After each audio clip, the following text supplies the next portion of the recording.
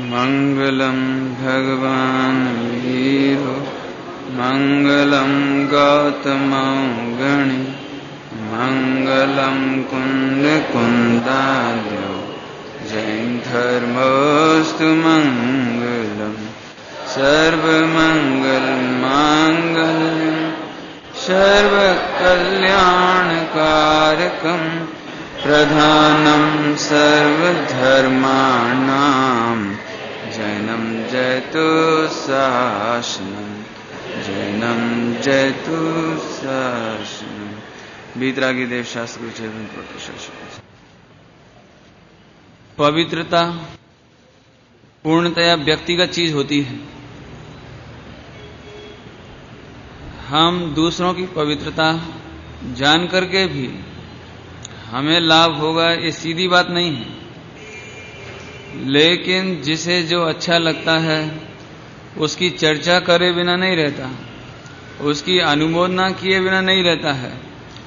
इसीलिए हम भी गुरुदेव श्री के व्यक्तिगत पवित्रता, व्यक्तिगत भक्ति, व्यक्तिगत जो अर्पणता थी देश शास्त्र गुरु के प्रति, हम उसकी चर्चा कर रहे हैं मात्र इसलिए क्योंकि वह हमें भी इष्ट है। हम भी चाहते हैं कि हमारे जीवन में ऐसा जीवन होवे। थोड़ा सरल करें, बच्चों का भविष्य कैसा होगा, बच्चे क्या बनेंगे भविष्य में, ये हम समझ सकते हैं जब वे टेलीविजन देखते हैं और कोई धार्मिक दृश्य आता है तब बच्चों के चेहरे उतर जाते हैं, और जब लड़ाई झगड़ा का दृश्य आता है तो प्रफुल्लित हो जाते हैं। तो हम समझ जाते हैं कि ये बच्चा भविष्य में हिंसक बनेगा, ये हिंसा करेगा, लड़ाई झगड़ा करेगा, तूफान करेगा। लेकिन बच्चा जैसे ही गंदे दृश्य आते हैं, अरे ये तो बेकार है, और जैसे ही भक्ति के दृश्य आवे, परिवार के अच्छेपन के दृश्य आवे, तो बालक प्रमुदित होकर देखता है कि देखो कितना अच्छा, ऐसा होना चाहिए, पढ़ाई करने वाला ऐसा होना चाहिए, फर्स्ट पास आने वाला ऐसे होना चाहिए। समझ में आ रहे? तो ये दृष्टांत दिया आपको। ऐसे ही गुरुदेव श्री के जीवन के बारे में है। हम गुरुदेव श्री का जीवन सुनकर प्रसन्न होते हैं, इसका मतलब है कि हमें मोक्ष चाहिए, इसका मतलब हमें सम्यक दर्शन चाहिए, हमें भक्ति चाहिए। और मान चलो अभी ऐसा लगे कि अरे ये तो ठीक है इसका मतलब भी कथा करने में आनंद आता है, तब पहचान लेना। हम भक्ति की चर्चा करते हुए कह रहे थे कि गुरुदेव श्री और दोनों बहन श्री, इनके जीवन में एक दिन भी प्रमाद नहीं देखा गया। सुबह इसकी चर्चा थोड़ी सी की थी अपन, एक दिन भी प्रमाद। कितना उत्साह, कितना समर्पण, कितनी भक्ति। ये बात हम पहले ही कह चुके हैं। जिस व्यक्ति को थोड़ा आश्रय चाहिए हो, वो तो थोड़ा आश्रय पा करके कि ये मेरा तो मंदिर बन गया, संवत्सरण बन गया, बहुत है बस। लेकिन मान स्तंभ की प्रतिष्ठा के पहले मान स्तंभ की रचना करने में दोनों बहन श्री जब तक मान स्तंभ की रचना कंप्लीट नहीं हो गई, प्रतिष्ठा नहीं हो गई, एक रात भी चैन से नहीं सोई, चैन से। क्योंकि ज्यादा लोग तो थे नहीं। स्वयं का भोजन बनाना, मंदिर में पूजा पाठ भक्ति बरोबर देखना, मंदिर की व्यवस्था देखना, गुरुदेव के प्रवचन सुनना, गुरुदेव श्री की भोजन व्यवस्था भी संभालना, और इधर आकर के टाइम से कारीगरों को देखना। मैंने बहुत पहले भी ये बात कही थी कि पैसे से काम नहीं होता है, और इसीलिए सोनगढ़ जैसा मान स्तंभ अभी हिंदुस्तान में दूसरा नहीं बना।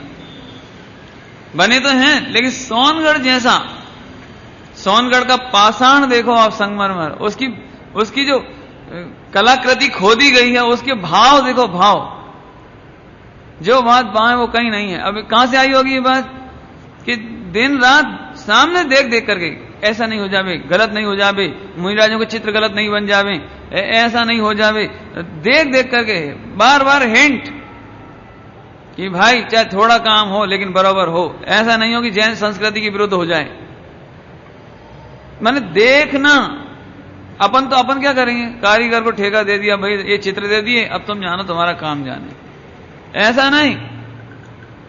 पत्थर आ गया, पत्थर उतर रहा है, जा करके हाथ लगाकर देखना, अच्छा पत्थर आ गया, अंदर से प्रसन्नता, ये पाषाण लगेगा, ये मान स्तंभ बनेगा, अंदर से ऐसा उल्लास, कब मान स्तंभ तैयार होए, कब देखें, एक एक चीज जोरदार। हालांकि हम अलग से चर्चा करेंगे मान स्तंभ की, कि अभी कर ले। अब ऐसे ही प्रसंग आ जाता है तो कहने में आता है, इस मान स्तंभ की आलोचना पूरे हिंदुस्तान में हुई। क्यों? कि लोग यहां का मान स्तंभ देखने के बाद फोटो उतार कर ले गए और ये कहने लगे कि गुरुदेव श्री को ऊपर बिठा दिया और पंच परमेष्ठियों को नीचे कर दिया, नीचे के में। ये बात बहुत आई, गुरुदेव श्री के सामने भी आई। गुरुदेव श्री ने भी जब इस पर ख्याल गया, अब गलती कैसे हुई ये समझ लेना थोड़ा सा। गलती ऐसे हुई कि गुरुदेव श्री का फोटो छोटा था और पंच परमेष्ठी का फोटो बड़ा था। नाहटा ने स्वयं आकर के फोटो वहीं बनवाए। नाहटा ने कारीगर ला करके वहीं बैठ करके सारे खोदे, जो पूरे संगमरमर में जितने खोदी न, जितनी सारा काम वहीं हुआ कंप्लीट। अभी हुआ क्या, पंच परमेष्ठी का फोटो बड़ा था तो जो मान स्तंभ की पीठिका बनती ना, पीठिका, तो सबसे नीचे की बड़ी, उसके नी ऊपर छोटी, उसके ऊपर और छोटी। बस गलती यहीं से नेचुरली हो गई, नेचुरली। नायटा को क्या मालूम। अच्छा, और बनवाने वालों को भी इस बात का खबर थोड़ी रहेगी तुम नीचे कौन सा लगाओगे, ऊपर कौन सा लगाओगे। अपन ने तो फोटो सारे दे दिए, है ना, चारों साइड के तीन फोटो के लगभग दे दिए, 12 फोटो ये बनाने हैं आपको, और उसने बना दिए। जो बड़ा था, 5 परमेष्ठी के थे, वो बड़ा था तो सबसे नीचे आ गया। गुरुदेव का छोटा पड़ता था इसलिए दूसरे नंबर पे आ गया। अब ये कंप्लीट हो गया, पूरी काम कंप्लीट हो गया, प्रतिष्ठा हो गई। बाद में विरोध हुआ तो गुरुदेव श्री ने बोला निकाल दो, अपने निकालना है। इंजीनियर बुलाए गए, इंजीनियर बुलाए, उनसे पूछा भाई क्या करें, हमें निकलवाना है ये फोटो, नीचे का ऊपर, ऊपर का नीचे। अब ये बात तो तय थी कि नीचे का ऊपर तो आ ही नहीं सकता, जो बड़ा है वो छोटे में कैसे आएगा। बोले गुरुदेव बोले कोई बात नहीं, हम दूसरा बनवा लेंगे, लेकिन आप लगाओ, हटाओ, हम नहीं चाहते आगम विरोध कोई काम हो। ये बातें मालूम नहीं है इसलिए मैं सबको बताना चाह रहा हूं, क्योंकि विरोध बहुत हुआ इसका। तब वो जो आया इंजीनियर, उसने ये कहा कि साहब इसमें जो पत्थर लगा दिया गया है, आरसा का पत्थर खुदाई करने के बाद, यदि हम इसे निकालेंगे तो जो मान स्तंभ 63 फुट ऊंचा है वो कमजोर हो जाएगा। 63 फुट है वो कमजोर हो जाएगा। तो यदि वो 200 बरस चलता होगा तो 50 बरस चलेगा, और कभी भी तेज आंधी चलेगी तो ऊपर का भगवान सहित नीचे आ जाएगा। अब तकलीफ हो गई कि अब हम भगवान की बेदी ऊपर से नीचे गिर जावे ये मंजूर करें, कि अंदर से वो पत्थर निकलवावे, फोटो निकलवावे, ये करें। माने टेक्निकली प्रॉब्लम ये हुई, तब वो निकाला नहीं जा सका। लेकिन गुरुदेव श्री के हृदय में ये बात आ चुकी थी, ये निकल जाना चाहिए, लेकिन निकालने की कोई परिस्थिति नहीं बची थी। हम मान स्तंभ को कमजोर नहीं कर सकते थे। ध्यान रखना, गलती अभिप्राय की हो तो जैन शासन में गलती है। यदि जानबूझ करके गुरुदेव श्री ऐसा कहते कि मेरा फोटो ऊपर रख दो, भगवान अनंत का नीचे रख दो, तो मैं कहता हूं गुरुदेव श्री के 90 बरस के जीवन का एक पृष्ठ ऐसा बता दो जब उन्होंने अनंत भगवान का, कि सीमंदर भगवान का, कि आचार्य कौन कौन देव का कहीं भी अपमान किया हो, विराधना की हो, कहीं भी उनको नीचे रखा हो, अपने को ऊपर किया हो, तो ऐसा दिन बताओ आप।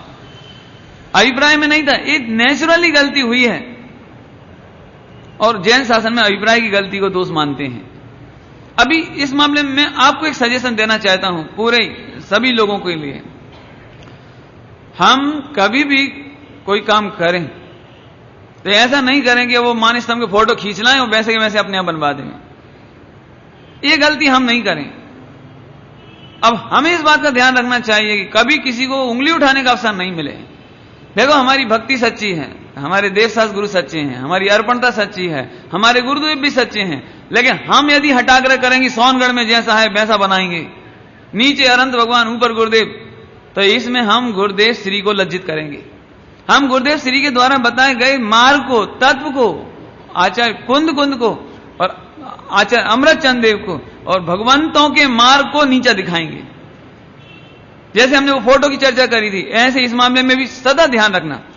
मैंने अभी देवलाली में भी कहा कि आप यहां पर एक वो लगा दो कि यहां पर फोटो उतार रहे हैं, परमिशन लेकर फोटो उतारें। बिना परमिशन लिए फोटो नहीं उतारें, क्योंकि लोग फोटो ले जाते हैं और वैसा का वैसा फिर बनवा लेते हैं अपने अपने घरों में। अभी मैं आप सबको सलाह दे रहा हूं, आपको कभी भी कोई भी फोटो बनवाना हो तो आप कभी कहीं से फोटो खींच के मत लाओ, चाहे वो हस्तिनापुर हो, चाहे सम्य शिखर जी हो, चाहे गिरनार जी हो, चाहे सोनगढ़ हो। क्योंकि हम अब अध्ययन करते हैं प्रथमान योग का भी, हम चरणान योग का भी अध्ययन करते हैं। हमें मालूम है, मुझे मालूम है कि अभी 99% चित्र वे आगम विरुद्ध हैं। अब आपको तो ऐसा लगे ऐसा कैसे, बहुत है। हम आपको इतना कहना चाह रहे हैं, आप जब कभी बनवाओ, आप फोटो लाओ तो पहले 10 विद्वानों को दिखा लो, 10 विद्वानों की कमेटी बनाओ और उसमें ये बताओ कि इसमें कोई कमी तो नहीं है, कहीं गलती तो नहीं है। जैसे मैं एक बहुत सरल दृष्टांत देता हूं। एक मेंढक का आता है ना, मेंढक का, कि मेंढक हाथी के पांव तले मर गया, है ना, वो पूर्व भाव में सेठ था। अभी चित्र क्या दिखाते हैं कि वो मेंढक उछल कर सेठानी के ऊपर आता है कुएं पर, और वो सेठानी चूड़ियां पहने हुए हैं, सेठानी टिकी लगी हुई है। तो सेठानी तो विधवा है ना, टिकी कैसे लग सकती है, चूड़ियां कैसे हो सकती हैं। दूसरा दृश्य, जम्मू स्वामी की शादी हुई है, जम्मू कुमार की, और चारों पत्नी है उनकी, बिल्कुल सफेद झक साड़ी पहने हुए हैं, बिल्कुल विधवा की सफेद साड़ी, हाथ में एक चूड़ी है बस। अरे सेठ की पुत्री और शादी के दिन कैसी होगी। चलो ये तो फिर भी आपके चलेंगे, लेकिन दिगंबर मुनिराज दोनों हाथ उठाकर उपदेश नहीं देते, कभी नहीं उठाते। चाहे वो बैठे हों तो ये उल्टा हाथ हमेशा पद्मासन में रहेगा, और उपदेश देंगे तो इतना हाथ उठाएगा, बस इतना। यदि खड़े होंगे तो एक हाथ नीचे होगा, एक हाथ इतना उठेगा बस। लेकिन दो मुनिराज एक साथ उपदेश नहीं देंगे। सिंह को संबोधन करते हुए दोनों मुनिराज ऐसे हाथ करे हुए हैं, दोनों ने पीछी कमंडल या तो जमीन पर रख दिए हैं या कई बार पीछी कमंडल ही नहीं है। ऐसे मुनिराजों की आहारचर्या के लिए जाते समय ऐसे जाते हैं मुनिराज आहारचर्या के लिए, लेकिन उसमें वो सीधे चले जा रहे हैं, और जब पड़गाने वाला खड़ा है तो उसे आशीर्वाद देने लगे। तो ये चित्र गलत हो जाते हैं। ऐसी एक नहीं, मैं आपको 90% की बात कर रहा हूं, 99% की बातें कर रहा हूं कि वर्तमान में चित्र बने हैं वे गलत हैं। हम बहुत जल्दी ये कोशिश कर रहे हैं कि 2-4 साल में आपको ऐसे चित्र मिल जाएं जो 100% आगम के अनुकूल हों। बहुत कोशिश, मेरी भावना बहुत है। एक और चित्र आपने देखा हुआ समाधि मरण कराने का, वह चित्र भी अभी तक गलत है जो अभी तक आपने देखा है। अभी 2 चित्र बन चुके हैं नए, वो एकदम सही बनाए गए हैं। हम अब इसकी ज्यादा चर्चा नहीं करेंगे, नहीं तो हमारा प्रसंग छूटेगा। हमारा कहने का मतलब है, मैं ये सलाह इसलिए दे रहा हूं कि हम आंख बंद करके फॉलो करते हैं तो वे गलतियां चलती चली जाती हैं और भविष्य में वो इतिहास बन जाता है। और हम कम से कम मोक्षु लोग ऐसी गलती नहीं करें जिससे गुरुदेव श्री या हमारे देवसास गुरु या सच्चा मार्ग पीछे जावे। थोड़ा कहे में पूरा समझना। अभी इस तरह से बहन श्री अत्यंत भक्ति से सारी व्यवस्थाएं देखती थी और मान स्तंभ की प्रतिष्ठा हुई, है ना। गुरुदेव श्री अंकन्यास करते थे, अंकन्यास। अब अंकन्यास कहना तो शब्द छोटा है, लेकिन अंकन्यास में बहुत टाइम लगता है। ऐसा नहीं कि 1 मिनट में बस करके चलते, ऐसे नहीं। गुरुदेव श्री स्वयं सूर्य मंत्र देवें, अंकन्यास करें, पर्दा बंद कर देवें, पूरे कपड़ा उतारें, बाल ब्रह्मचारी गुरुदेव पूरे कपड़े, और फिर घंटों लगते हैं, आधा 1-1 घंटा, 2-2 घंटा, और वो अंक लिखना पड़ते हैं आंख पर, इधर इधर, कान पर, गले पर, इधर, पूरे में। और गुरुदेव श्री को कितनी 32 प्रतिमा। अब 1 पे लिखने में तो आपको मजा आ सकता है, 2 पर आ सकता है, लेकिन गुरुदेव श्री को अंदर से भक्ति बड़े प्रमोद से ला। और लिखना को पेन से नहीं लिखना है, पेन से नहीं लिखना है, लॉन्ग या कोई वो बनाते हैं उसकी नोक, और फिर उसमें केसर में घोल घोल कर, केसर में ऐसे कर करके लिखते हैं, ऐसे घंटों लगते हैं। और गुरुदेव श्री को इतना प्रमोद, इतना उत्साह अंदर से, एक किस बात का परिचायक है। अब तो बार बार कहने की जरूरत नहीं है। जो मोक्ष मार्गी होते हैं उन्हें देव सास गुरु के प्रति कितनी अर्पणता, कितना उत्साह, कितनी भक्ति। और अभी देखते जाना हो, अभी देखते जाना, अभी तो कितने पंच कल्याणक होंगे और गुरुदेव अंकन्यास करेंगे। उम्र बढ़ती जा रही है और काम करने में इतना आनंद आ रहा है। अब क्या कहें, हमने भी अंकन्यास देखे हैं, लेकिन बहुत समय लगता है ना, बहुत समय। तो अंकन्यास होता जाता है, गप्पे लगाते जाते हैं, गप्पे बातें करते जाते हैं। मैं वहां गया था, मैंने वहां विधान कराया, वहां ऐसा किया, वहां ऐसा कराया, गप्पे करे। और गुरुदेव मौन, अंदर से भक्ति। इससे मालूम पड़ता है गुरुदेव की भक्ति कैसी रही होगी। अभी देखो, अभी भी समझ में नहीं आ रहा होगा, आप करोगे ना तो मालूम पड़ेगा कि हम करें तो हमें कैसा प्रमाद होवे। और गुरुदेव श्री को बारंबार ये अंकन्यास विधि करते थे, है ना। इसी तरह से कल हमने आपको श्री सदगुरु प्रवचन प्रसाद की चर्चा की थी। इसका मासिक चार्ज 6 रुपए था उस जमाने में, क्योंकि रोज की पत्रिका निकलती थी, रोज की, तो इस पर टिकट लगते थे, पोस्ट करना पड़ते थे, स्टेंसिल काटने पड़ते थे, हाथ से लिखना पड़ते थे। टाइपराइटर नहीं था उस समय, टाइपराइटर से कर दो, हाथ से लिखना। अब आप कल्पना कर सकते हो, हाथ से बनाया गया चित्र है। ये हाथ से बनाया गया मान स्तंभ प्रतिष्ठा के समय का चित्र है। इसके द्वारा सूचना दी गई मान स्तंभ प्रतिष्ठा की। देखो अभी इसमें ये मान स्तंभ की स्तुति डबल कलर में, 2 कलर में, देखो दिख रही। मैंने कितनी मेहनत समझ सकते हो। अब जो डिजाइन डाली होगी तो कितना समय लग सकता है, कोई सोच सकता है।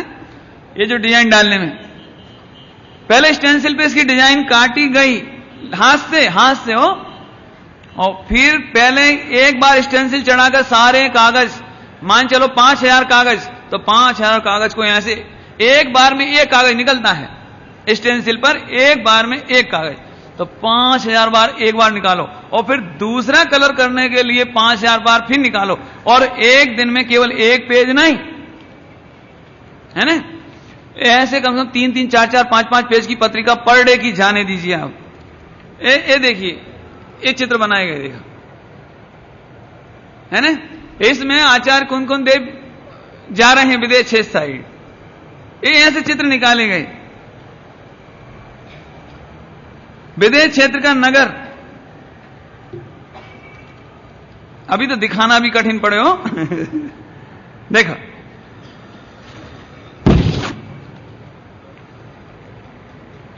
एक मिनट दिखाता हूं ना, ये तो भविष्य के लिए इतिहास बन जाएगी ये चीज, ये मैं दिखाता हूं आपको। देखो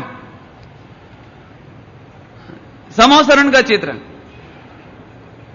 ये हाथ से बनाया गया है। कितना उत्साह होता होगा, कितनी मेहनत होती होगी इसमें, है। और फिर इसको 3 पेज में था, 3 पेज में, इतना बड़ा स्टेंसिल आता नहीं है। 3 पेज, एक टुकड़ा वो बताया था अभी, और 2 टुकड़े, और इन तीनों टुकड़ों को पेस्ट किया गया बीच में, और फिर इनको इस तरह से फोल्ड किया गया, इस तरह से, एक इस तरफ से, एक इस तरफ से, एक हिस्सा ए रहा है इसका, इस तरह से, और फिर सारी पत्रिकाएं भेजी गई। माने कैसे परिश्रम करने वाले करते होंगे, उनकी भावनाएं क्या रहती होंगी, है ना। और देखोगे, देखो गिरनार जी की, जब गिरनार जी की यात्रा की, गिरनार जी की, तो गिरनार जी की 5वीं टॉप का चित्र, गिरनार जी का चित्र, ये बिना भक्ति के संभव नहीं है ना। क्या कहें, ये अष्टमंगल द्रव्य,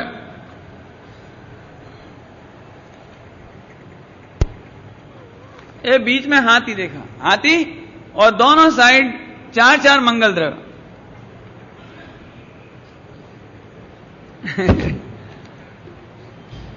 ऐसे बहुत चित्र हो, ऐसे बहुत सारे चित्र हैं इसमें, पीछे तक ढेर सारे चित्र हैं।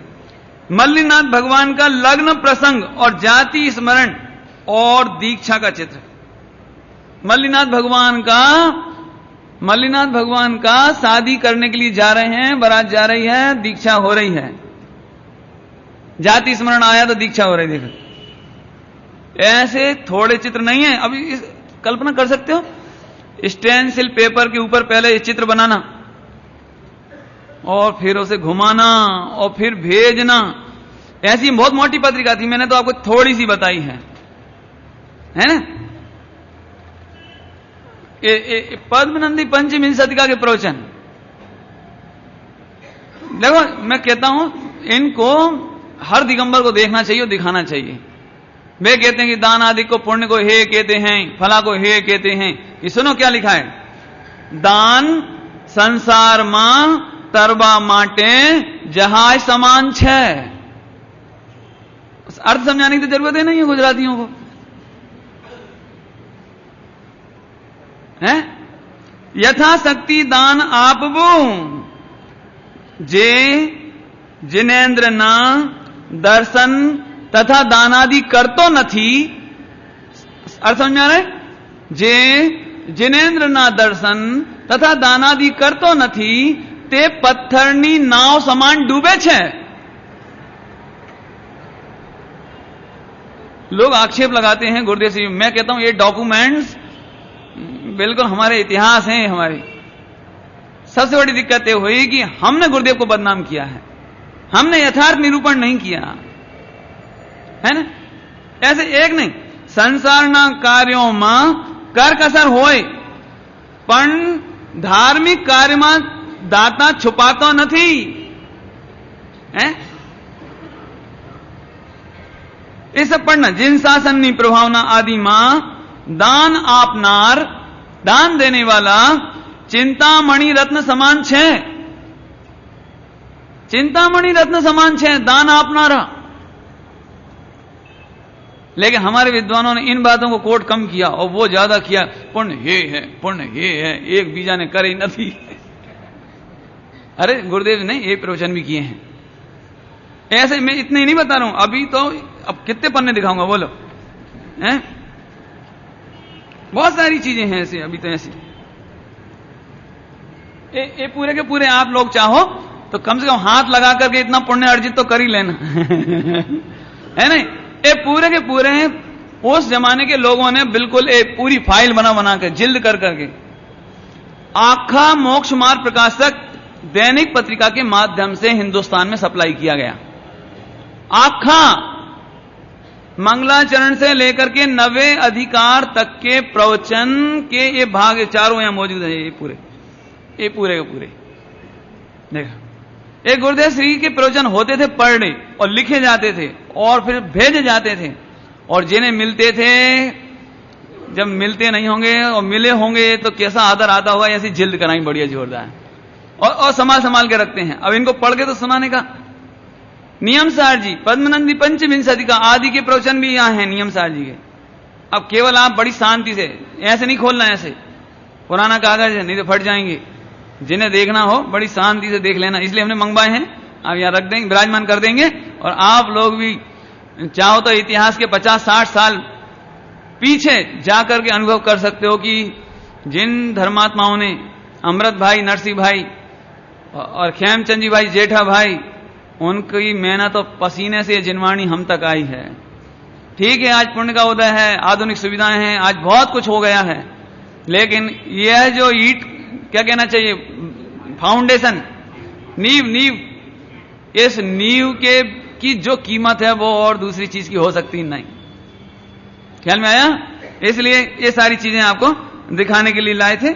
अभी आगे की चर्चा करना है, टाइम कम, बातें बहुत हैं। अरे पता भी तो लगना चाहिए ना लोगों को। मैं तो कहता हूं क्या कहने की ताकत भी तो नहीं है, क्या कहें, कहां तक।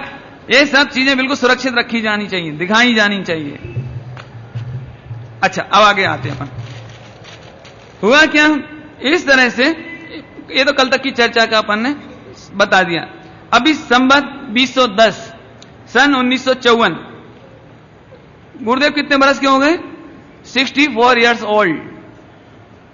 अभी आप देखना, अभी तक गुरुदेव माइक से प्रवचन नहीं कर रहे हैं, और अभी और 2-4 साल आगे भी नहीं करेंगे। हाँ, चिंता नहीं करना। अभी तो 70 बरस की उम्र तक गुरुदेव ऐसे ही प्रवचन करते रहे। 70 या 71, 72 में बताऊंगा आपको देखकर। मैं अंदाज से कह रहा हूं 70 बरस की उम्र हो गई, और गुरुदेव का प्रवचन सिंहों जैसा, दहाड़ती आवाज। मेरा तो जरा माइक ऐसा हो जाए तो भैया तुम 5-5 हजार पब्लिक, 2-2 हजार पब्लिक, बीसिया का पंच कल्याण, इधर का पंच कल्याण, खुले में प्रवचन, ओ गुरुदेव की आवाज गरजती हुई। बोलो, शायद 75वें वर्ष या 74, बता दूंगा देख करके, 74-75 वर्ष की उम्र में जाकर गुरुदेव ने माइक लिया। और लिया नहीं, शुरू में तो हटा देते थे ऐसे। हाँ, आड़े छे, क्या कहते हैं, अड़े छे, बीच में आड़ लागे छे, हटा दे। तो बड़ी मुश्किल से साहेब, वो सबसे पीछे बैठने वाले जो बुजुर्ग दादाजी हैं ना, उन्हें सुनाई नहीं पड़ता।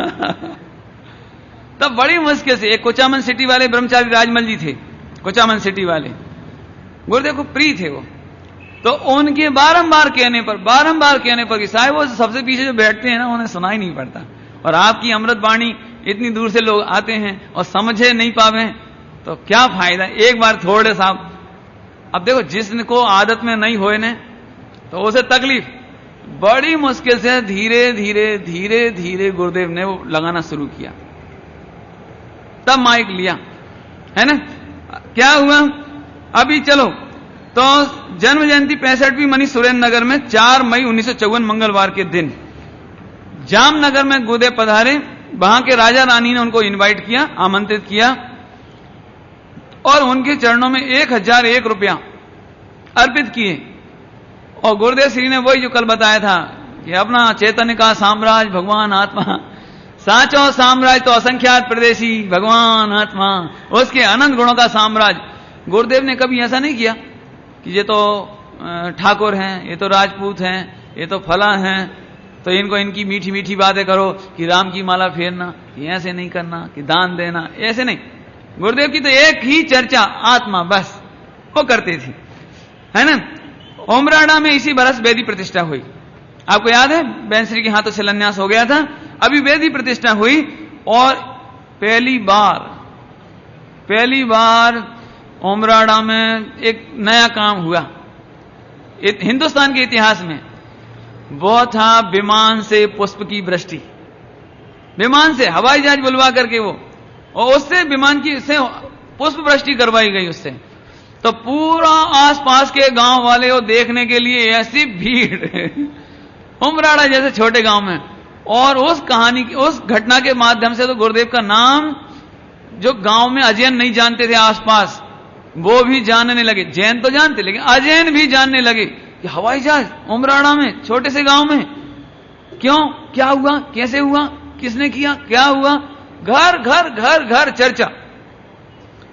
उमराड़ा में प्रोग्राम सुनने के लिए, अब आप आंख ही बंद कर सकते हो, कल्पना कर सकते हो कि आसपास के गांव वाले श्रृंगार कर करके अपने पूरे जो उनकी वो काठियावाड़ी और सारा वो श्रृंगार कर करके, और लोग गीत गाते हुए, रेला कर रेला, लाइन की लाइन, कोई बैलगाड़ी में बैठ के चला रहा है पूरा श्रृंगार करके, और कितने ही पैदल चल के आ रहे हैं, कोई घोड़े पे आ रहा है, कोई बैल पे बैठ के आ रहा है, जिसमें जो सुविधा है वो भीड़ की भीड़ चली आ रही, भीड़ की भीड़, चारों तरफ से गांव के रास्ते इंटीरियर चले आ रहे हैं, और लोग गीत गाते हुए, काठियावाड़ी गीत गाते हुए।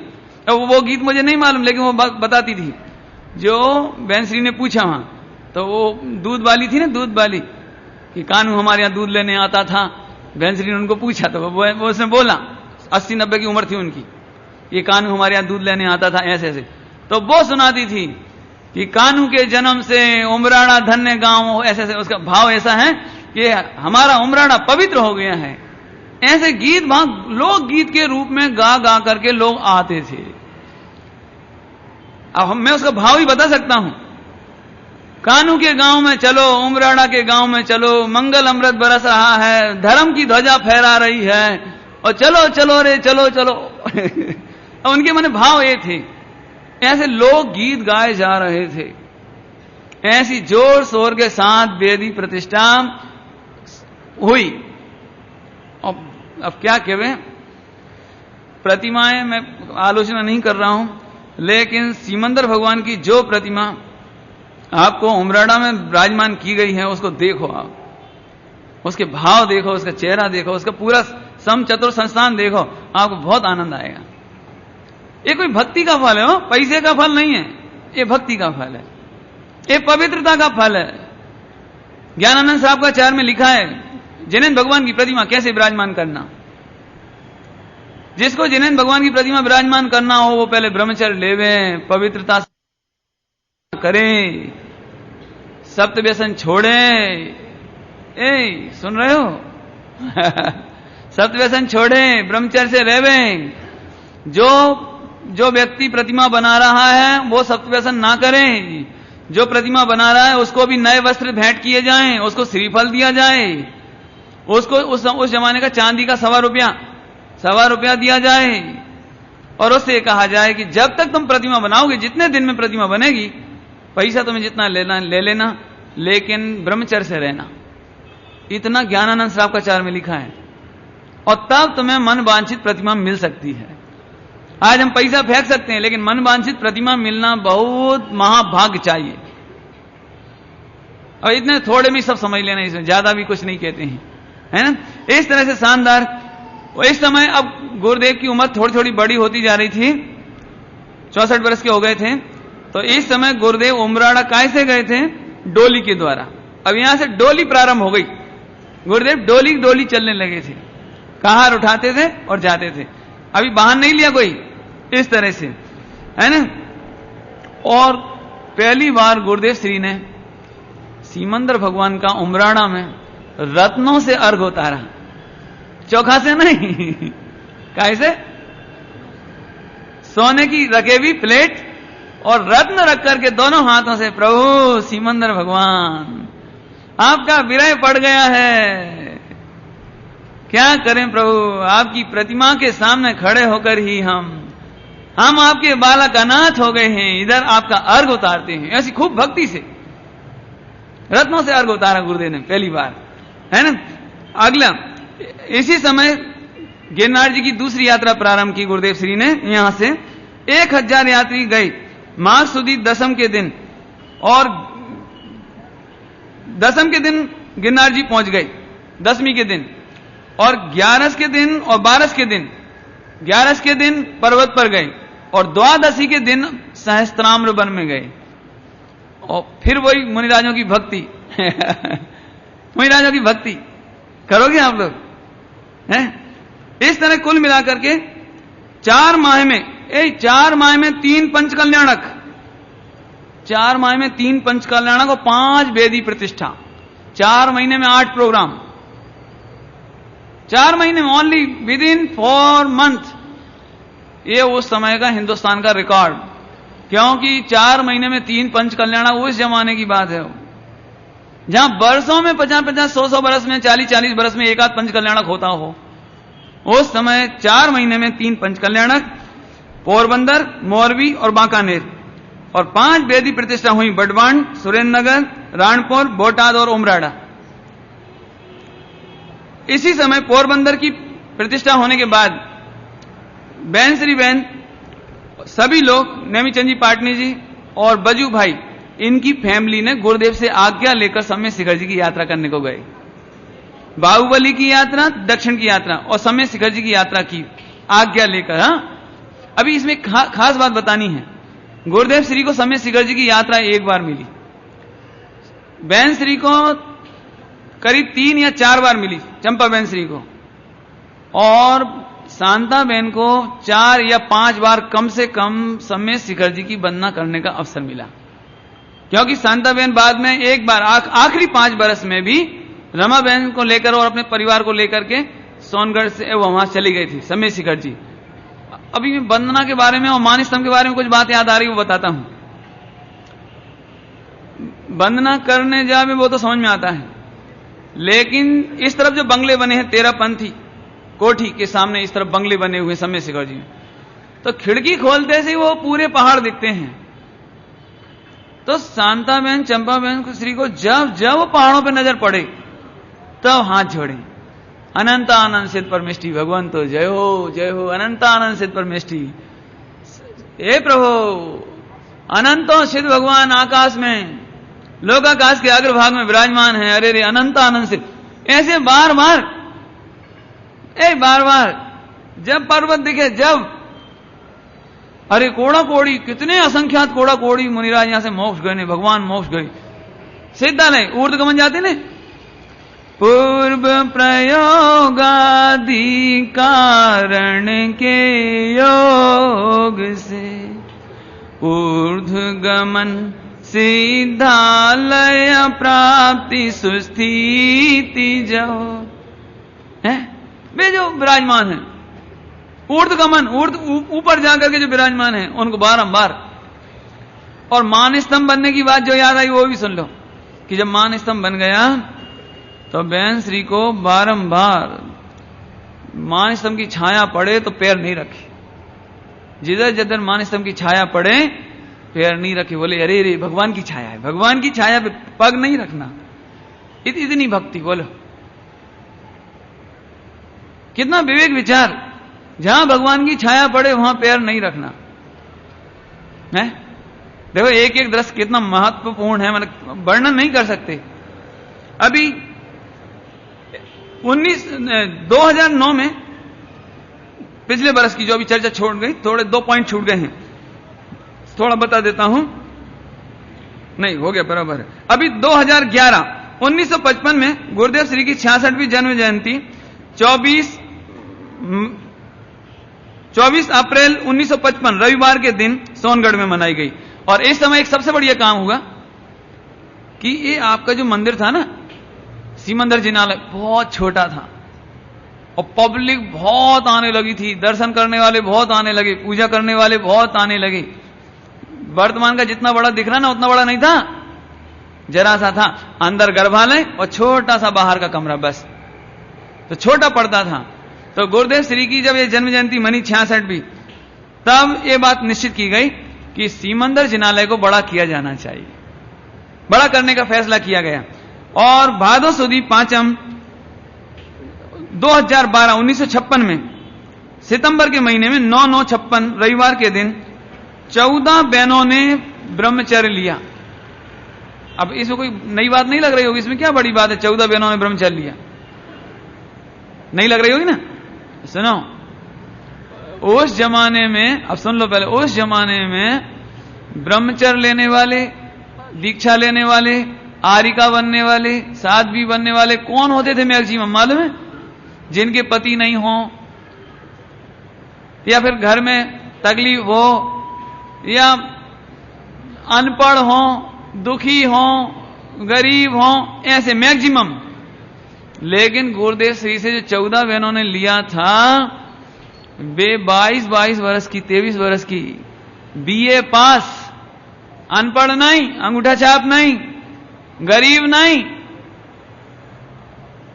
अब समझ में आया कुछ अंतर? आज कॉलेज की पढ़ी लिखी लड़कियों को तो ऐसा लगता है घूमो फिरो, ऐसा करो वैसा करो, और कोई गरीब हो, कोई विधवा हो, कोई अनाथ हो, कोई के लड़के सही से नहीं रख रहे हो, और उन्हें चलो संघ में हो जाओ, धर्म भी हो जाएगा और सुविधा भी हो जाएगी। ऐसी बहुलता थी, सर्वथा ये मैं नहीं कह रहा हूं, सर्वथा नहीं कह रहा हूं, ये बहुलता। लेकिन गुरुदेव श्री के प्रताप से नई नई उम्र की बहनें, नए नए उम्र के भाई स्वाध्याय करने से, शिविरों में आने से, पंच कल्याणक में शामिल होने से, और गुरुदेव श्री का जीवन और बहन श्री का जीवन देखकर प्रभावित होने से, संसार विषय भोगों से विरक्त होकर, उदासीन होकर के आत्म कल्याण की भावना जगना और फिर अपना जीवन समर्पित कर देना, ये बहुत बड़ी बात थी। बीए पास, उस जमाने में बीए पास, हाँ, इसका मतलब इंटेलिजेंट, एक गुरुदेव के तत्व का प्रचार था, प्रताप था, और आकर के इस तरह से ब्रह्मचर्य लेकर यहां पर रहने लगी। कार्तिक बदी पांचम 3 दिसंबर 1955 शनिवार के दिन श्री सिमंदर मंदिर की दूसरी मंजिल का शिलान्यास किया गया। नीचे बड़ा भी करना था और ऊपर नेमिनाथ भगवान को विराजमान जहां पर किया गया है वो बनाना था। तो ये शिलान्यास किया गया। बहुत धूमधाम से इसका उत्सव हुआ और निर्माण प्रारंभ हुआ। आषाढ़ सुदी 14 और पूनम शनिवार रविवार 21-22 जुलाई 1956 के दिन 2 दिन तक लगातार छत डाली गई। ब्रेक नहीं पड़ना चाहिए आरसीसी में। 2 दिन तक लगातार गुरुदेव श्री ने प्रवचन बंद कर दिए। फिर वो सारी बहनों ने मिलकर के, वो 20-25 बहनें हो गई ब्रह्मचारिणी, बाकी और श्रावक सब ने मिलकर के कार सेवा। फिर वही हाथ फट गए फिर वही एक क्या कहें भक्ति का माहौल है ऐसे जोरदार, और प्रवचन बंद हो गए। 1.25 लाख रुपए की लागत से ऊपर का हिस्सा बना। अभी एक खास घटना घटी उसी दिन जब ये छत ढाली जा रही थी। उसी दिन एक घटना घटी कि उस दिन गुजरात में भूकंप आया था, लेकिन इतना उत्साह इतनी भक्ति थी कि किसी को मालूम ही नहीं पड़ा कि भूकंप आया। इतनी भक्ति में लगे रहे, लोगों को एक खबर नहीं पड़ी कि अभी हमारे सोनगढ़ में और आसपास के एरिया में भूकंप आया, और दूसरे दिन अखबार आया जब मालूम पड़े। इतनी भक्ति थी उस दिन, है ना। 67वीं जन्म जयंती सोनगढ़ में मनाई गई 12 मई 1956 शनिवार के दिन। और इसी समय बछराज जी गंगवाल, अभी ये बहुत सुंदर प्रसंग शुरू होने वाला है। नेमीचंद जी पाटनी ने अनेकों बार बहन श्री को एक बात कही। देखो डायरेक्ट गुरुदेव के पास तो हिम्मत पड़ती नहीं थी, ये तो गुरुदेव का कोई बात ही अलग थी, क्योंकि गुरुदेव गंभीर रहना और स्वाध्याय करना, प्रवचन करना। बी कथा तो कभी हंसी मजाक तो कभी की ही नहीं कि बैठ गए और फालतू, ऐसा कुछ नहीं। तो नेमीचंद जी पाटनी जी को बछराज जी गंगवाल, ये दोनों को एक बात बहुत अंदर में लगती थी कि गुरुदेव का अमृत सोनगढ़ में सिमट के नहीं रहना चाहिए। गुरुदेव का ये अमृत वाणी, उनकी नेमीचंद जी की भाषा में कहें तो ये समोसरण सोनगढ़ में सिमट के नहीं रहना चाहिए, गुजरात में सिमट के नहीं रहना चाहिए। तो क्या करें क्या अब? तो बार बार बहन श्री के पास जाके बोलें कि साहेब को कहो ना कि समोसरण का बिहार कराओ। क्या समोसरण का बिहार कराओ ना पूरे आखा भारत में। क्या गुरुदेव को यही अब गुरुदेव को बोलें कि साहब आपका बिहार और कहीं भी होना चाहिए, और कहीं भी प्रवचन होने चाहिए, और कहीं भी आपको जाना चाहिए, हिंदी प्रांतों में, दक्षिण प्रांतों में। तो गुरुदेव बोले ये मेरा काम नहीं है, मेरा काम तो आत्म कल्याण है, मेरा काम ये नहीं है। और करें क्या? तो फिर बहन श्री ने एक अकल की बात बताई कि एक काम करो, गुरुदेव श्री कभी सम्य शिखर जी नहीं गए, इनसे कहो कि हमारे प्रदेश में बुंदेलखंड में, उत्तर भारत में बहुत सुंदर सुंदर मंदिर हैं, बहुत सुंदर सुंदर तीर्थ यात्रा है, बहुत मनोरम प्रतिमाएं हैं, बहुत तपोभूमियां हैं। तुम ऐसा गुरुदेव को बोलो ऐसा बोलो गुरुदेव को। तो ये दोनों गुरुदेव के पास ये दोनों जने गए कि साहब हमारा भाव ऐसा है कि आपका उम्र बढ़ती जा रही है और आपने अभी तक दिगंबर तीर्थों की वंदना नहीं की है गिरनार जी और पालीताना छोड़ के, तो हमारी ऐसी भावना है कि सम्य शिखर जी चलो, हमारा देवगढ़ चल के देखो। देवगढ़ देवों की खान है, जहां खोदो 2 फुट एक प्रतिमा निकल आवे, इतनी प्रतिमा है। मैंने अभी तक हिंदुस्तान की सबसे ज्यादा प्रतिमा देवगढ़ में, ललितपुर के पास। आप अभी भी कहीं खोद दो कोई खेत तो सैकड़ों प्रतिमाएं निकल आवे, इतनी माने प्रतिमाओं का, इसलिए उसका नाम है देवगढ़। तो गुरुदेव को जहां ये वर्णन सुनाया कि तपोभूमियां और सुंदर सुंदर नदियां और सुंदर सुंदर, गुरुदेव इतने प्रमोदित हो गए। हाँ चलो चलो, कब चलना है करो करो जल्दी करो, कब चलना है? अब बस अब नेमीचंद जी खुश, और राम जी भाई को खबर कर दी, खेम जी भाई को खबर कर दी, बाबू भाई जी तो अभी आए नहीं, बाबू भाई जी अभी नहीं मिले हो। और पूरा प्रोग्राम बनाया, पूरा प्रोग्राम बनाने के बाद 2013 में तीर्थ यात्रा निकालने की बात आई। तो अभी करें क्या? नेमीचंद जी ने सोचा यदि ये पात्रा लेकर जाएंगे तो मुश्किल है अब साहब आप हमारे उत्तर भारत में जाओगे तो ये पात्रा नहीं चलेगा।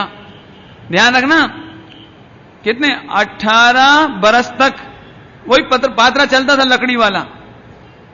अभी छुड़ा दिया था कल परसों, है ना, और स्टील के आ गए थे, लेकिन आखिर स्टील के भी है तो पात्र ही है, तो कपड़े में ही, तीर्थ यात्रा में कैसे होगा ये सारा काम। तो अभी बछराज जी गंगवाल आए और उन्होंने अभी भी कुछ नहीं किया है ना। पात्र कब छोड़ा दिया था, एक मिनट बताता हूं, अभी बताता हूं ये कब छोड़ा उन्होंने,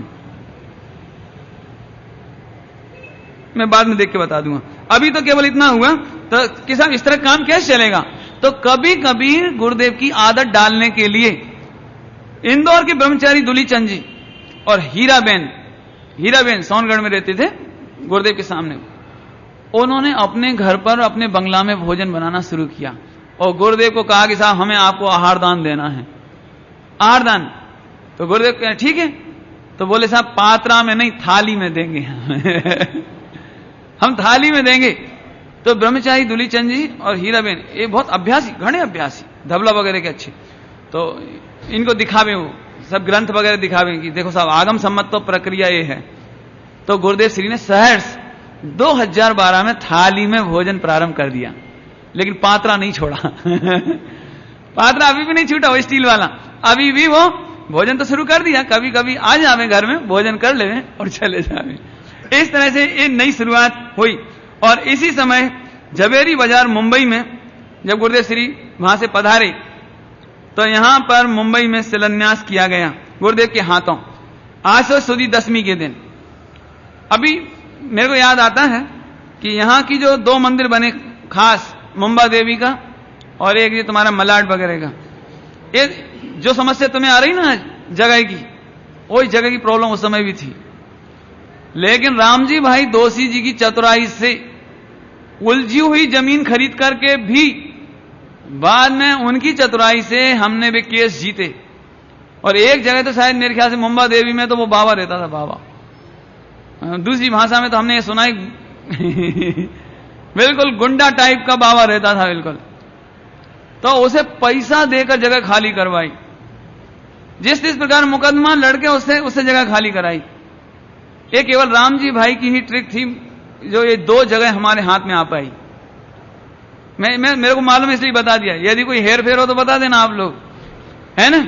और बाकी मैं ये कहना चाहता हूं, इन दोनों मंदिर में इनको वो पूरा प्रकरण लिखना चाहिए, ताकि ये बच्चों को ये मालूम पड़े कि ये गुरुदेव कैसे आए, जगह कैसे खरीदी गई, कितनी तकलीफ, किसी के घर में रह करके, हमें नाम नहीं मालूम, किसी के घर में वो छोटे से ऑफिस में बैठ करके चर्चाएं होना, वहां प्लान बनाना, कहां कहां कैसे कैसे मंदिर की जगह खरीदी गई, फिर कैसे जीते गए, फिर कैसे बने, उनमें भी कितनी तकलीफ आई।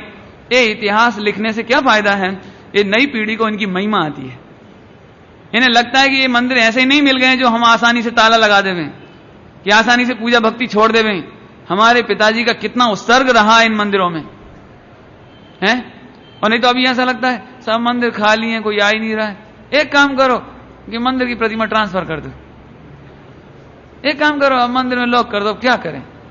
ये भाव कभी आने वाली पीढ़ी को ना आवे, इसलिए आपको चाहिए कि उनका इतिहास बिल्कुल पूरा लिख करके और सुरक्षित रखना चाहिए, और समय समय पर बच्चों को सुनाए जाने चाहिए। इसलिए ये बात मैंने आपको बताई है।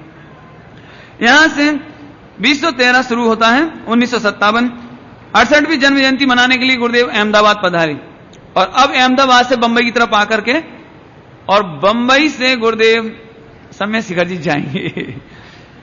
वहां से गुरुदेव अहमदाबाद से सोनगढ़, अहमदाबाद से मुंबई तक पैदल नहीं आए, डोली में आए, डोली वहां से यहां तक डोली में आए, अहमदाबाद से इतनी दूर डोली आए। क्योंकि अभी तक साधुपना था, अब उनको तो यही रहता था ना कि स्थानकवासी, कहीं ऐसा नहीं हो कि हम गाड़ी में चलने लगे तो स्थानकवासी हम पर और नाराज होने लगे, उपद्रव हो जाए, तो इसलिए यहां तक तो आए डोली से। और यहां से बछराज जी गंगवाल ने, कलकत्ता वालों ने एक नई कार खरीदी थी, RJX 4649 नंबर की शेरोलेट बाइक, विदेशी गाड़ी थी। इसका नाम रखा कल्याण वर्षिनी, गुरुदेव की गाड़ी का नाम रखा कल्याण वर्षिनी है। अच्छा मंगलवर्धिनी, ये नहीं, ये मंगलवर्धिनी बाद में हुई, मंगलवर्धिनी बाद में हुई, आप मेरा रिकॉर्ड खराब नहीं करो। अब ये कल्याण वर्धिनी थी, और दूसरी गाड़ी खरीदी गई जो जापानी थी, जो है ना, जो अभी है, दोनों गाड़ी सोनगढ़ में है। नाम क्या था उस गाड़ी का? नहीं, कंपनी अभी मैं बताऊंगा, अब लिखा है हमारे पास, सब बता देंगे। पिलाई माउथ।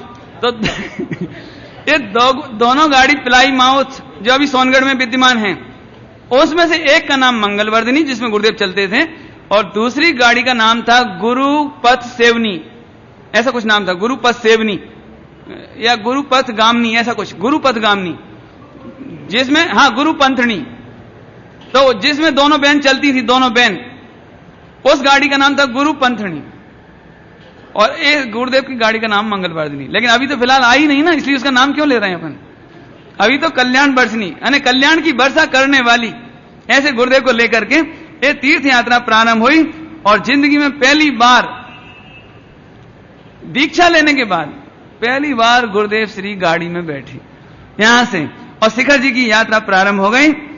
इस तरह से जोरदार स्वागत। यहां तो इतना, उस दिन तो मुंबई में इतनी हलचल, लोगों को देखने की उतावल कि गुरुदेव गाड़ी में कैसे लगते। ऐसा होता है, जैसे इन बच्चों ने मेरे को साइकिल या मोटर स्कूटर चलाते नहीं देखा, मोटरसाइकिल नहीं चलाते देखा, अब मैं चलाऊं तो ये क्या करेंगे? इन्हें ऐसा लगेगा और पंडित जी मोटरसाइकिल चला रहे, साइकिल चला रहे। ऐसे गुरुदेव जब पहली बार गाड़ी में बैठे तो पूरी मुंबई स्वागत करने के लिए, इतनी पैर रखने को जगह नहीं, और सबको ये लगे कि हम गुरुदेव को देख ले। माने गुरुदेव की गाड़ी आधा 1 घंटे 2 घंटे तो उसी में ही फंसी रही। निकल ही नहीं पावे। तब बड़ी मुश्किल से व्यवस्था कर करा के निकली और तीर्थ यात्रा के लिए गई। अभी 2013 का वर्णन आप वो पुस्तक से पढ़ लेना, जिसमें यात्रा का पूरा विवरण दिया है, यात्रा का पूरा विवरण। हम इसका ज्यादा विवरण देंगे तो फिर अभी महीना भर लग जाएगा, तो अभी कम पड़े। लेकिन खुद अमुक अमुक घटनाएं सुनाते हैं। जैसे गुरुदेव इंदौर पहुंचे तो सर सेठ हुकुमचंद जी, इसके बाद अब इधर आए नहीं सोनगढ़ कभी। गुरुदेव श्री पधारे तो पूरा परिवार इंदौर के लिए, ये सर सेठ हुकुमचंद जी, इनका वर्णन सुना चुके हैं, राजा महाराजा से भी बढ़कर थे। माने माधवराव सिंधिया का शासन चलता था इंदौर तक। माधवराव सिंधिया ने, उनके पिताजी थे जो तुकोजी राव वगैरह क्या क्या थे उनके नाम, यानी उनका शासन चलता था यहां तक, इंदौर तक। और किसी बात पर नाराज हो गई सर सेठ हुकुमचंद जी से, तो इनको देश निकाला दे दिया, देश निकाला। तो ये इतने अकड़बाज थे कि ठीक है, तो जिस बाउंड्री लाइन पर इंदौर की स्टेट समाप्त होती थी सिंधिया की, ठीक उसी लाइन से लगा करके इतनी बड़ी जमीन खरीद करके ऐसे विशाल महल बनाए, और एक तरह से सिंधिया को भी नीचा दिखा दिया। इतने संपन्नता में इतने थे। अभी हुआ क्या था, ये राजकुमार कासलीवाल, इनके पुत्र वगैरह, और एक खुद जब पूरी पब्लिक 2000 लोग आए इंदौर में, तो जो व्यक्ति ने कभी झुका ना हो, भोजन ना परसा हो, सर सेठ हुकुमचंद जी वगैरह, इन्होंने एक एक के हाथ जोड़ जोड़ करके सबको अपने हाथों से भोजन परसा। पूरे परिवार ने, क्या सेठानी, क्या वो नहीं, पुत्र ने, सब। किसी को ऐसा नहीं कि नौकरों को लगा दिया, भोजन परस दो, ऐसा नहीं। एक गुरुदेव की सेवा की बात नहीं चल रही। 2000 लोग आए ने, सबकी सेवा अपने हाथ दिन रात खड़े रह करके। तब ये जो बड़े बड़े उनके मुनीम, बड़े बड़े जिनको बहुत वेतन मिलता था, बड़े बड़े सुपरवाइजर, सारे मैनेजर, वे कहें साहब आप क्यों कर रहे हो? सेठ जी कहें आप क्यों कर रहे? हम है ना, हम कर रहे हैं ना सब। तो उनने कहा कि तुम नहीं, मैं। आज यदि सोनगढ़ से एक कौवा भी आएगा, एक चिड़िया भी आएगी, तो उसका स्वागत मैं करूंगा। ऐसी भक्ति अंदर से। अब इसका विवरण बहुत है। इंदौर की घटना, जबरदस्त स्वागत। लेकिन शायद 2015 में इंदौर द्वारा गए गुरुदेव, तब एक घटना घटी जो उसी समय बताऊंगा आपको, अभी वो नहीं सुनाता हूं। और यहीं पर 2013 में ही स्टील का भोजन वाला पात्रा 6 वर्ष रखा, आज से वह भी बंद हो गया। माने तीर्थ यात्रा करने से पहले, मैं बता रहा था ना अभी, 2013 में गुरुदेव श्री ने अंतिम बार पात्रा, तीर्थ यात्रा में चलने से पहले, मुंबई से चलने से पहले, यहां तक तो डोली से आए, तब तक तो पात्रा था, और मुंबई ही वो नगरी है जहां पर गुरुदेव का अंतिम बार पात्रा छूट गया, तो स्टील का पात्रा भी छोड़ दिया। दीक्षा लेने के 22 वर्ष तक पात्रा रखा, है ना। दीक्षा छोड़ने के बाद भी, परिवर्तन के बाद 22 वर्ष तक। इस तरह से इंदौर सरसेट द्वारा स्वागत किया गया। मक्सिर सुदी 13 अंकलेश्वर में संजोद आए और वहां पर शीतलनाथ भगवान का 67 वर्ष की उम्र में गुरुदेव ने अभिषेक किया। तीर्थ यात्रा में पहली बार, बाद में तो और भी किया, लेकिन सबसे पहले शीतलनाथ भगवान की प्रतिमा मिली सजोद में और वहां भगवान का अभिषेक किया अपने हाथों से। मैं इसलिए कह रहा हूं, लोगों को ऐसा लगता हो गुरुदेव तो क्या प्रक्षाल करते होंगे, क्या अभिषेक करते होंगे, उन्हें क्या पूजा पाठ है ना। 67 वर्ष की उम्र में अभिषेक, बोलो। फागुन बदीत, इस समय तीर्थ यात्रा के लिए 8 बस और 30 कार सब में शिखर जी पहुंची। फागुन सुदी 7 8 मार्च 1957, 8 मार्च 1957 शुक्रवार के दिन सभी लोग सब में शिखर जी पहुंच गए। और वहां की वर्णन पूरा आप उसमें पढ़ना, बहुत सुंदर, हरि भाई जी ने, ब्रह्मचारी हरि भाई जी ने इसका बहुत सुंदर वर्णन लिखा है, वो वहीं पढ़ने जैसा है। कैसे पर्वत पर पहुंचना, कैसे भक्ति होना, कहां जगह जगह प्रवचन होना और कहां कहां गुरुदेव के द्वारा मुनिराजों की भक्ति कराना, ये अद्भुत। और इसी समय पहली बार गुरुदेव श्री फागुन बदी 29 मार्च 1957 के दिन कलकत्ता पहुंचे और वहां से डमडम हवाई जहाज से, अड्डे से भुवनेश्वर की पहली यात्रा करी। पहली बार गुरुदेव जीवन में हवाई जहाज में बैठे भुवनेश्वर के लिए, उड़ीसा की तरफ। टिकट कितना था बता सकते हो? टिकट कितना होगा? 70 रुपीज ओनली। हवाई जहाज का टिकट 70 रुपया। कार्तिक सुदी द्वादशी के दिन सीमंदर भगवान के जो मंदिर कंप्लीट हो रहा था सोनगढ़ में, उसकी दूसरी मंदिर कंप्लीट हो गई और 15 नवंबर 1956 गुरुवार के दिन नेमिनाथ भगवान की वेदी प्रतिष्ठा हुई और उनको ऊपर विराजमान किया गया। इस तरह सीमंदर मंदिर कंप्लीट हुआ। वहां से आने के बाद समय शिखर जी, ध्यान से सुनना, समय शिखर जी से तीर्थ यात्रा करने के बाद जब सोनगढ़ आए तो गुरुदेव ऐसे नहीं कि थक गए अब आराम करने दो, ऐसा नहीं। आने के बाद सिद्ध चक्रमंडल विधान का पाठ रचाया। अरे हमारे महाभाग से हम तीर्थ यात्रा करके आए हैं। तो लौटने के बाद गुरुदेव ने जोरदार सिद्ध चक्रमंडल विधान का पाठ, है ना। और भादो सुदी, मक्सिर सुदी 13 दिसंबर 1956 गुरुवार के दिन पालेज में प्रतिष्ठा हुई, पालेज की, है ना। आनंदनाथ भगवान विराजमान किए गए। और भादो सुदी 30 28 अगस्त 57 बुधवार के दिन बोर्डिंग की नई बिल्डिंग तैयार हो गई, इसका उद्घाटन किया गया। बोर्डिंग की जैन विद्यार्थी गृह कब बन गया है समझ लो? 1957, 1957। इस तरह से एक काम हुआ। 2014 1918 सन 1958, संवत 2014 और सन 1958। वैशाख सुदी 13 1 जून 1958 गुरुवार के दिन लीमड़ी का पंच कल्याणक हुआ, जिसमें नाथूलाल जी शास्त्री इंदौर वाले पधारे। इसमें पार्श्वनाथ भगवान की प्रतिष्ठा हुई और इसी समय एक सिस्टम खरीदा गया, वायर रिकॉर्डिंग ब्रॉडकास्टिंग सिस्टम। सुनो, अभी तक टेप रिकॉर्ड नहीं आया था। अभी तक 1958 तक टेप रिकॉर्ड नहीं था भारत में। वायर, एक तार आता था, तार वायर, उस वायर को घूमता था वो ऐसे, और उस वायर में रिकॉर्डिंग करते थे। हालांकि उस वायर से सुना नहीं गया, लेकिन ये वायर वो सिस्टम था जो रेडियो स्टेशन पर काम आते थे। माने हिंदुस्तान में किसी धार्मिक संस्था में पहला सोनगढ़ ऐसा था कि जो ब्रॉडकास्टिंग रेडियो स्टेशन की चीज सोनगढ़ में आई और गुरुदेव के प्रवचन उसमें रिकॉर्ड किए गए। इस ब्रॉडकास्टिंग सिस्टम का सुविधा यह थी कि यदि एक कमरे में वो ब्रॉडकास्टिंग सिस्टम चालू कर दिया जाए और आपके पास रेडियो सेट हो, तो आप सोनगढ़ के 1 किलोमीटर की परिधि में वो प्रवचन बैठ करके सुन सकते थे। और इसका प्रयोग किया गया। अपने जितेंद्र भाई हैं, उन्होंने बाकायदा उस ब्रॉडकास्टिंग सिस्टम को 1975 के बाद चेक किया। वो कमरा जहां था, टेप रिकॉर्डिंग जो रूम है उसमें रखा और उधर दूर मान स्तंभ के पास जाकर के दूर दूर बैठ करके उसको प्रवचन को सुना। यदि हम अपनी भाषा में कहें तो यदि ब्रॉडकास्टिंग सिस्टम होता तो कैसा लगता कि गुरुदेव के प्रवचन चल रहे होते और हम हिंदुस्तान में सुन रहे होते। जगह जगह लोग इंतजार कर रहे होते कि गुरुदेव का प्रवचन आने वाला है ना।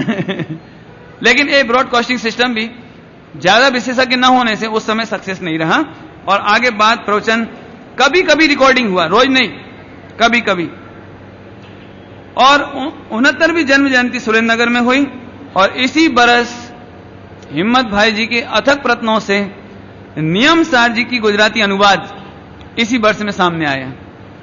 2015 सन 1959 एक तीर्थ यात्रा और निकली जो हम कल करेंगे। 2015 की तीर्थ यात्रा भी बहुत सुंदर, उसका विवरण कल देंगे। अभी का तो टाइम हो गया है ना।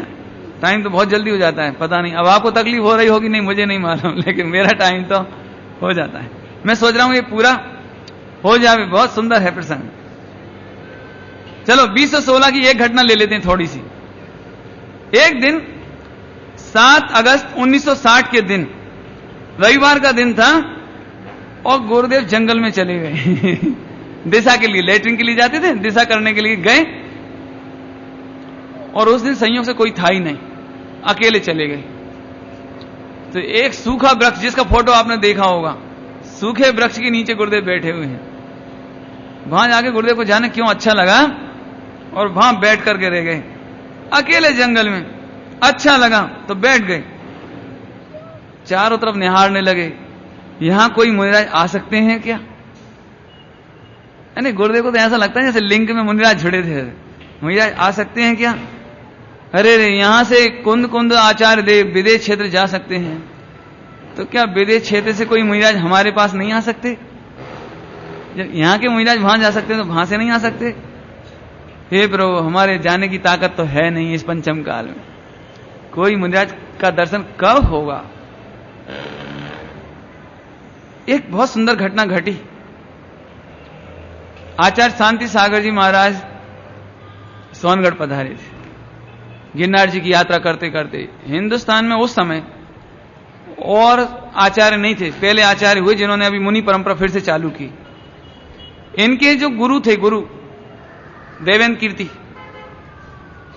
वे कहलाते थे साधु, लेकिन वस्त्र पहनते थे, वस्त्र पहनते थे और मठ में रहते थे। मानो क्या कहलाती, पीठ बनाई थी ना ये सारी भट्टा रखो जैसी, ऐसे रहते थे।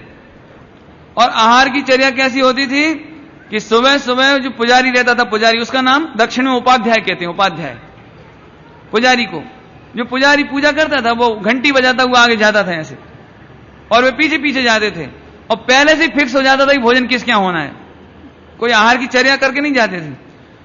वहां जाते थे, पूरे कपड़े उतार के स्नान करते थे और पूरे कपड़े उतार के आहार लेते थे और बाद में फिर दक्षिणा में एक चांदी का कलदार लेते थे और फिर कपड़ा पहन करके वापस आ जाते थे। इस परिपाटी से रहते थे। लेकिन शांति सागर जी स्वाध्याय थे, उन्होंने स्वाध्याय किया तो उन्होंने ये कोई मुनि पंथ नहीं है, तो उन्होंने गुरु का संग छोड़कर अकेले अलग रहने लगे। और फिर उन्होंने 2 बरस तक, इतनी तकलीफें आई उनको 2 बरस तक, कि उन्होंने मात्र दूध और चावल लिया आहार में 2 बरस तक। क्यों? क्योंकि आहार देने की पद्धति किसी को मालूम ही नहीं। आहार देवे कैसे, कोई खबर नहीं। ये ऐसे जावे तो 2-2, 4-4 दिन तक कोई आहार देने पूछा ही नहीं, क्योंकि विधि तो वही थी ना, घंटी बजाते हुए जाना। अब वो विधि से जावे ही नहीं तो लोग समझे ही नहीं काय के लिए आ रहे। फिर धीरे धीरे मालूम पड़ा कि आहार कैसे हो रहा, क्या करना। फिर 2 बरस तक केवल दूध चावल। तो एक दिन श्रावकों ने पूछा कि साहब आप गेहूं क्यों नहीं लेते हो, रोटी क्यों नहीं लेते हो, उसमें क्या कमी है, क्या गलती है? बोले आप देते नहीं हो तो मैं लेता नहीं हूं, आप गेहूं की रोटी देते नहीं हो, मैं लेता नहीं हूं। तो दूसरे दिन रोटी बनाई गई और रोटी देने लगे, तो फिर नहीं ली, फिर वही दूध चावल लिया बस। तो फिर पूछा कि साहब आपने, आज हमने रोटी बनाई थी, दाल चावल कड़ी बनाई थी, आपने लिया क्यों नहीं? बोले तुमने आटा कब पीसा था? बोले 4 बजे रात को। बोले इसीलिए तो नहीं लिया, हमें मालूम है कि तुम्हें पद्धति मालूम ही नहीं है ना, तो भले ही तुमने रोटी बनाई, लेवे कैसे? तो फिर नहीं लिया। और जब धीरे धीरे धीरे पूरी विधि सही हुई तब आहार लेना शुरू किया। और जब ये आचार्य शांति सागर जी सोनगढ़ पधारे तो गुरुदेव श्री को तो बस प्रसन्नता हो गई, बाजे गाजे से सब लोग लेने गए उन्हें। वे पधारे, उनका एक या 2 दिन बाद रहे, उनका प्रवचन हुआ, गुरुदेव का प्रवचन हुआ, आपस में 13वीं गाथा पर चर्चा हुई दोनों की। और इतनी प्रसन्नता व्यक्त की शांति सागर जी महाराज ने, जाते समय रास्ते में गुरुदेव छोड़ने गए थोड़ी दूर तक, और उनने इतनी प्रसन्नता व्यक्त की कि गुरुदेव श्री तो नहीं कहते थे, कांजी स्वामी, नाम कांजी स्वामी था ना, ये कांजी स्वामी भारत का रत्न है, इसे संभाल के रखना। ये पूरा लिखित रिकॉर्ड है, हो, मैं ऐसे नहीं बोल रहा हूं, इन्हें संभाल के रखना। तो जो विरोधी थे उन्हें मालूम पड़ी, तो उन्होंने कहा ऐसा हो ही नहीं सकता कि हमारे शांति सागर जी गुरुदेव के बारे में ऐसा बोले, कांजी स्वामी के बारे में। तो उन्होंने दूसरे गांव जाकर के पूछा, क्या आपने ऐसा कहा है? कि हां मैंने कहा है। उन व्यक्तियों के नाम वगैरह सब पता है मेरे पास, हां, क्योंकि ऐसी बात कहने में बहुत रिकॉर्ड चाहिए। बाद में जो विरोधी थे उन्होंने कहा कि आप यदि गुरुदेव का समर्थन करोगे तो अपने पूरे क्षेत्र में फैल जाएंगे और ये श्वेतांबर बना देंगे सबको, और ऐसा विरोध। समय सारी ऐसा बांचते हैं, पुण्य को हे कहते हैं, तो आप इनका विरोध करो। तो शांति सागर जी महाराज के ये शब्द थे कि यदि मेरी गादी पर समय सार जी होगा तो मैं भी यही कहूंगा। और ये लिखित रिकॉर्ड है। गुरुदेव श्री की भक्ति बतानी थी, कितना प्रेम भाव, कितना वात्सल्य, कितनी अर्पणता थी, ये बताना था। गुरुदेव श्री ने इससे पहले दिगंबर मुनिराजों के बारे में कोई क्रिटिसाइज, कोई अपेक्षा कभी की नहीं थी, कोई उपेक्षा तो की नहीं थी। एक घटना सुनने को मिली है, गुरुदेव श्री गाड़ी से जा रहे थे तीर्थ यात्रा करते समय, रास्ते में पानी बरस रहा था, एक मुनिराज आ रहे थे, तो गुरुदेव ने फौरन गाड़ी रोक के नीचे खड़े हो गए और छाता लगा लिया उनके ऊपर। छाता लगा, ये गुरुदेव श्री की इतनी सरलता। अब कोई सोचेगा कि फिर गुरुदेव श्री ने फिर मुनिराजों की पूजा क्यों नहीं की, आहार दान क्यों नहीं दिया, तो इसका जवाब आप हमसे मत पूछो, अपने आप से पूछो। इसका जवाब आप अपने आप से पूछो, हमसे नहीं पूछो। क्योंकि गुरुदेव श्री जब सम्य शिखर जी पहुंचे और सम्य शिखर जी में जो दशा देखी, वहां से पहली बार गुरुदेव को लगा कि अरे रे, मुनि दशा केवी होवी जोइए, 28 मूलगुण केवी रीते पलना चाहिए। तब गुरुदेव को पहली बार जैसे कोई धक्का लगा, जैसे दीक्षा लेने से पहले धक्का लगा था ना, ऐसे गुरुदेव श्री को सम्य शिखर जी में देख करके पहली बार ऐसा धक्का लगा कि अरे रे। लेकिन निंदा नहीं की, कभी निंदा नहीं की, आलोचना नहीं की, क्रिटिसाइज नहीं की, अरे आचार्य कुंद अमृत चंदेव कब मिलेंगे, ये भावना भाते थी। बाकी चर्चा समय तो बहुत हो गया, अभी नहीं करते। ओम नमः शिवाय। जिनवाणे के ज्ञान से सूझे लोकालो, सोवाणे मस्तक न हो सदा देत हो।